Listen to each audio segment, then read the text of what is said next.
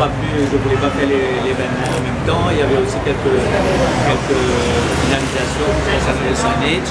Hier, il y avait la PNQ, donc, et puis il pleuvait. Donc j'ai demandé que le soleil aujourd'hui pour qu'on puisse faire un soft opening. Là, ce site va devenir encore plus complexe. On a bien sûr terminé ici. Et à côté, on va passer, là, ils sont déjà en train de faire les pylônes pour que le train passe en deuxième hauteur.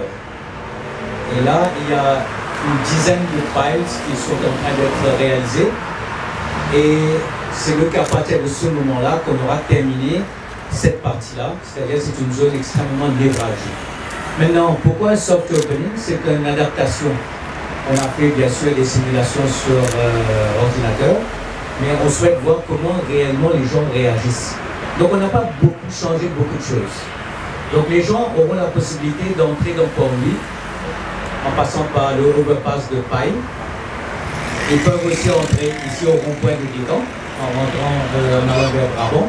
Ils peuvent prendre le overpass ici et ils peuvent toujours entrer à la place d'Armes. Nous sommes en train de voir comment le trafic va s'écouler avec le temps pendant le peak time.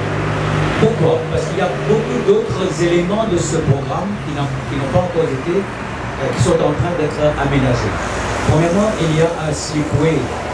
Quand vous prenez la rue John Kennedy, vous pourrez aller vers le sud sur l'autoroute sans gêner la circulation qui vient du nord. Et ça, c'est en train d'être réalisé, c'est en cours. Donc ça, on va l'ouvrir. Deuxièmement, on a fermé l'exit vers le nord à Place d'Armes, permettant donc à tout le trafic de passer par la rue Royale et d'aller vers la rue Magon, et à partir de là, faire l'exit vers le nord.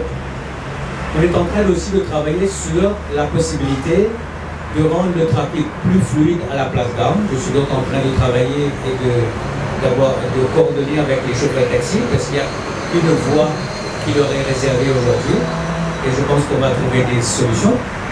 Et puis il y a le fait que le trafic qui sort de la gare Victoria ne va plus tourner à droite sur la rue Brabant, mais aller tout droit, retourner Line Barracks, soit prendre auprès le mur de la Line Barracks pour sortir ici, ou prendre André Casco, qu'on a aménagé en deux voies pour pouvoir reprendre la rue Brabant. Donc, on a fait donc des changements majeurs, mais là on fait un soft opening pour voir un peu comment les gens réagissent et on leur donne davantage de possibilités pour qu'après on vienne avec un plan qui sera un plan final.